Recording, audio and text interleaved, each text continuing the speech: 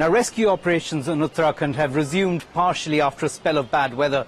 We've had quite a bit of rain since yesterday, quite a bit this morning. In fact, there have been fresh landslides in some areas, because of which the helicopters which are being used by the Indian military and the Air Force to get to some of the survivors weren't able to fly.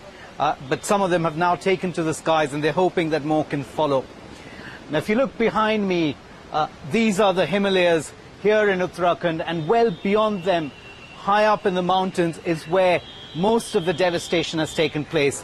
It's been almost a week, a little over a week, since heavy rain hit this area, triggering flash floods and landslides. Much of this area behind me in the mountains has been severely damaged. There's a certain valley where entire villages have been washed away, roads have been swept away. I went up on one of the helicopters earlier today, and for the brief 15 minutes that we were on the flight before we had to turn back because of bad weather, you could see the extent of the damage when you looked down. Vast stretches of land which have simply been covered by water or completely washed away.